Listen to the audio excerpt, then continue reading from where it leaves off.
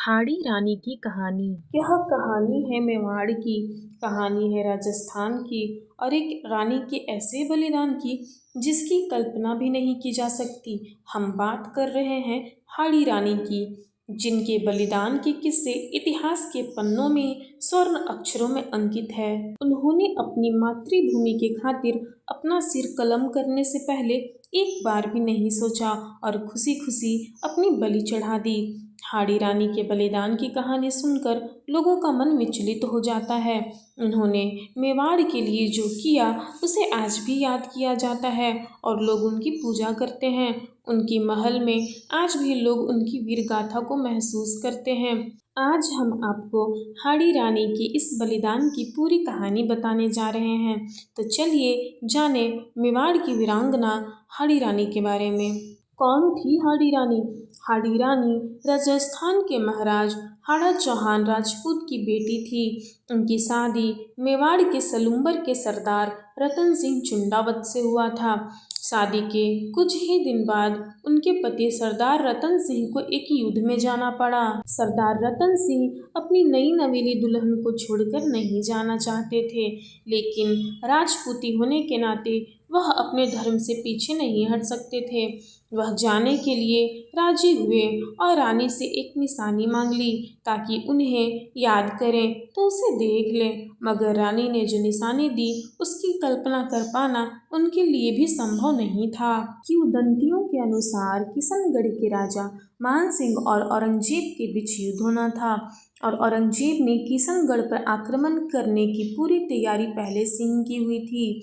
इधर मेवाड़ के राजा राज सिंह औरंगजेब को किशनगढ़ से पहले रोकना चाहते थे, इसलिए उन्होंने यह जिम्मेदारी राव रतन सिंह को सौंप दी। रतन सिंह की शादी को कुछ ही दिन हुआ था और उन्हें अपनी रानी से दूर होने का खल रहा था।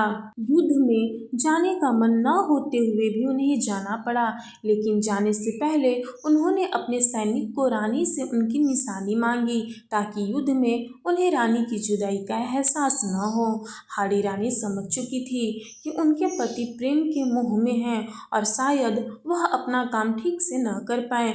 यह सोचते हुए उन्होंने रतन सिंह के लिए एक पत्र लिखा और पास रखी तलवार से अपने सिर को कलम कर लिया। सैनिक आंखों में आंसू लिए उनका सिर और पत्र रतन सिंह को देने पहुंच गया, जिसे देख रतन सिंह भी खुद को रोक नहीं पाए। हाड़ी रानी ने अपना सिर कलम करने से पहले जो पत्र रतन सिंह के लिए लिखा था, जिसमें उन्होंने अपने पति की हौसला अफजाई की थी।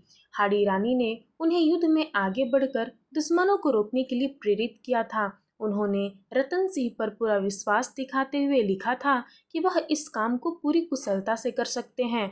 इस पत्र को पढ़कर रतन सिंह खुद को रोक नहीं पाए और हाड़ी रानी का सिर अपने कंधे में बांधकर युद्ध में चले गए। यह हाड़ी रानी का विश्वास ही था कि वह यह युद्ध जीतेंगे और ऐसा ही हुआ। हाड़ी रानी ने मेवाड़ के लिए बिना सोचे समझे खुद को कुर्बान कर दिया और हमेशा के लिए इतिहास के पन्नों में दर्ज हो गईं। हाड़ी रानी ने मेवाड़ के लिए बिना सोचे समझे खुद को कुर्बान कर दिया और हमेशा के लिए इतिहास के पन्नों में दर्ज हो गई। आज भी हाड़ी रानी के बलिदान को मेवाड़ के लोग याद करते हैं। इतना ही नहीं, उनकी एक प्रतिमा भी आपको देखने को मिलेगी।